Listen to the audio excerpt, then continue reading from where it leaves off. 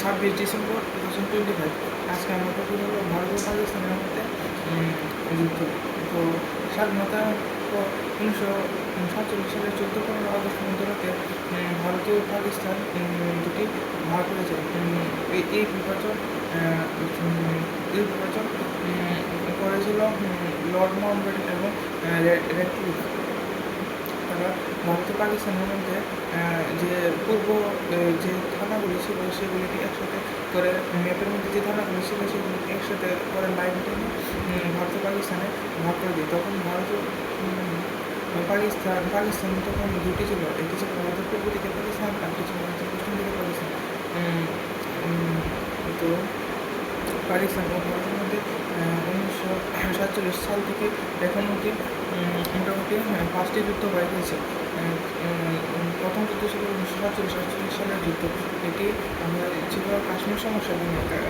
পাকিস্তান দাবি করেছিল ভারত পাকিস্তানের বেশিরভাগ কাশ্মীর অঞ্চলকে তার আয়ত্ত করে নিয়েছে। তার বিরুদ্ধে কাশ্মীর সেনাবাহিনী প্রেরণ করে তার ভারতের বিরুদ্ধে পাকিস্তান পাক সেনাবাহিনী প্রেরণ করে,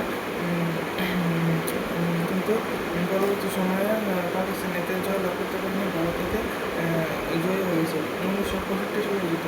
1965 সীমান্ত বিরোধী একটি যুদ্ধ হয়েছিল ভারত ও পাকিস্তানের মধ্যে। এরপর 1971 সালের যুদ্ধ। 1971 সালের যুদ্ধ ছিল মূলত পশ্চিম পাকিস্তানের অনেক অত্যাচার, পূর্ব পাকিস্তানের অনেক অত্যাচারের ফলে পূর্ব পাকিস্তানরা সহ্য করতে পারছিল না, যার ফলে পূর্ব পাকিস্তানের একজন নেতা, রাজনৈতিক নেতা শেখ মুজিবুর রহমান, তিনি 1971 সালে তিনি একটি বাংলাদেশের মুক্তি বাহিনী গঠন করে পশ্চিম পাকিস্তানি অত্যাচারীদের বিরুদ্ধে। কিন্তু এই মুক্তি বাহিনীকে কঠোরভাবে দমন করা হয় পশ্চিম পাকিস্তান দ্বারা। তারপর পূর্ব পাকিস্তান ভারতের থেকে সাহায্য চায় তাদের অত্যাচারের বিরুদ্ধে। তারপর সেই অত্যাচারিত বিভিন্ন মানুষ যাতে ভারতে আসন নিতে পারে। তারপর তৎকালীন সময়ে ভারতের প্রধানমন্ত্রী তো সামনে হচ্ছে ইন্দিরা গান্ধী শেখ মুজিবুর রহমানকে, ইন্দিরা গান্ধী পূর্ব পাকিস্তানকে অত্যাচারিত মানুষকে ভারতে আসতে সমর্থন করছে। তারপর প্রায় 8 মিলিয়ন শরণার্থী ভারতে এসে পড়ে, পূর্ব পাকিস্তান থেকে ভারতে এসে পড়ে। তার ফলে ভারতের অর্থনৈতিক রাজনৈতিক অবস্থা অবশ্য অনেক দুর্বল হয়ে পড়ে, কিন্তু পরবর্তী সময়টা ঠিক হয়ে যায়। কিন্তু 1971 সালে পূর্ব পাকিস্তান অত্যাচারিত 8 মিলিয়ন শরণার্থী ভারতে এসে পড়ে। এর ফলে পাকিস্তান বলে যে ভারত পাকিস্তানের কোনো বিষয়ে হস্তক্ষেপ করছে, যা ভারতের পঞ্চশীল নীতির বিরুদ্ধে। কিন্তু ভারতের মধ্যে ভারত একটি ধর্মনিরপেক্ষ দেশ, পৃথিবীর সব দেশের মানুষ ভারতে আসতে পারে। তো ভারতের দিক দিয়ে এটি কোনো পক্ষপাতমূলক আচরণ নেই। তো তাদেরকে সমর্থন দেওয়ার ফলে ভারতে তাদেরকে সমর্থন সমর্থন করে দিয়েছে। পশ্চিম পাকিস্তানিরা ভারতের বিরুদ্ধে আক্রমণ শুরু করে। প্রথমে রাজস্থানের লোঙ্গেওয়ালাতে আক্রমণ করে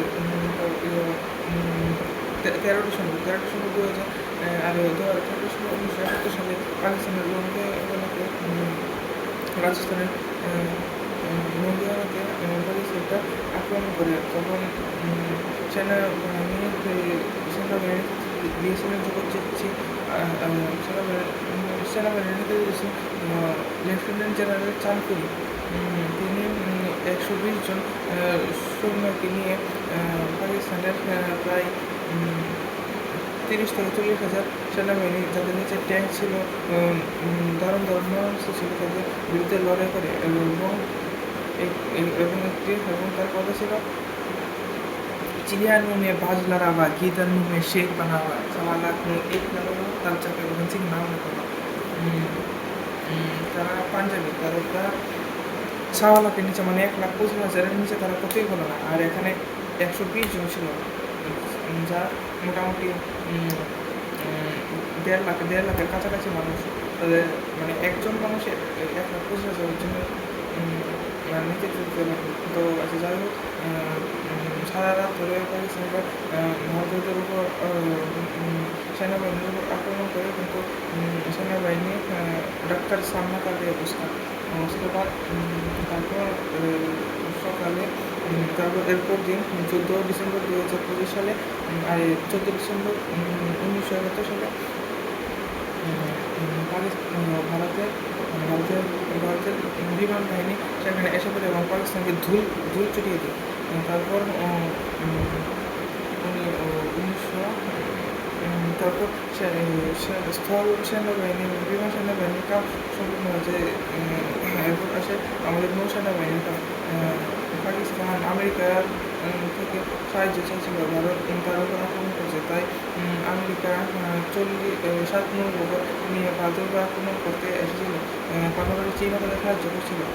কিন্তু 1971 সালে ভারতের রাশিয়ার মধ্যে একটি মুক্তি চুক্তি স্বাক্ষরিত হয়, যার ফলে রাশিয়া ভারতকে 20 বছরের জন্য সাহায্য করবে। তো 1971 সালে রাশিয়া আমেরিকা এই 70 নৌবহর বলতে 40 নৌবহর নিয়ে সে ভারতের পাশে এসে দাঁড়ায়। তারপর আমেরিকাও কিছু পা হয়ে যায় এবং পাকিস্তানকে এই বিষয়ে হার মানতে হয়। তো এরপর 1971 সালে 16 ডিসেম্বর সব দিক থেকে প্রায় 93,000 সেনাবাহিনী পাকিস্তানের প্রায় 93,000 সেনাবাহিনী ভারতের 120 জন সোলজারের কাছে হার মানে। তখন পাকিস্তানের সেনাবাহিনীর নেতৃত্ব ছিলেন নিয়াজি, লেফটেন্যান্ট জেনারেল একে নিয়াজি। ভারতের সেনাবাহিনীর নেতৃত্ব দানকারী জগৎজিৎ সিং আওলার কাছে একটি স্বাক্ষরপত্রে স্বাক্ষর করে তারা 93,000 বেশি সেনাবাহিনী ভারতীয়দের কাছে হার মানে। তারপর 1971 সালের 16 ডিসেম্বর বাংলাদেশ পূর্ব পাকিস্তান বাংলাদেশ নামে পৃথিবীর একটি রাষ্ট্রতে নতুন রাষ্ট্র সম্পর্কে আবির্ভূত হয়।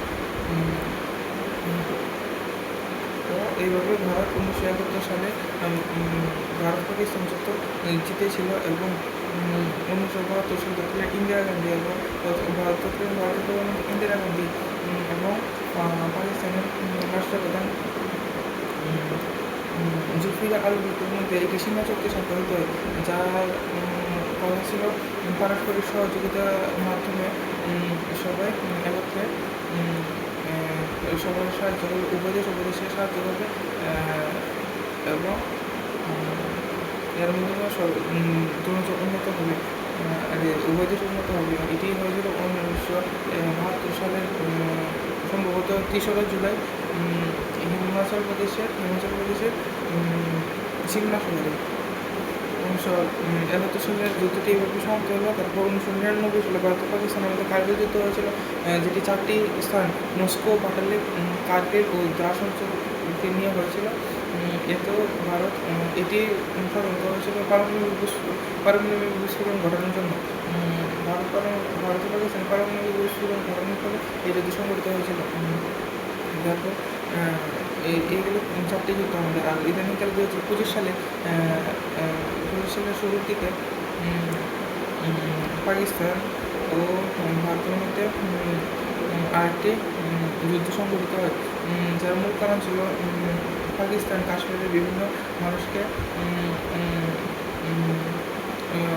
কোনো কারণ ছাড়া বা উগ্রপন্থীদের দ্বারা সন্ত্রাসবাদীদের মাধ্যমে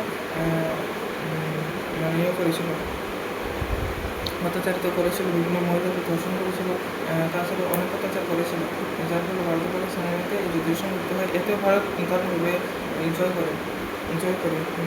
ভারত পাকিস্তানের মধ্যে স্বাধীনতার পর থেকে মোট 5টি যুদ্ধ হয়েছিল। সেই 5টি যুদ্ধের মধ্যে ভারত পাকিস্তানের মধ্যে ভারত সুন্দরভাবে জয়লাভ করে। এই বলে আমি বক্তব্য শেষ করছি। নমস্কার।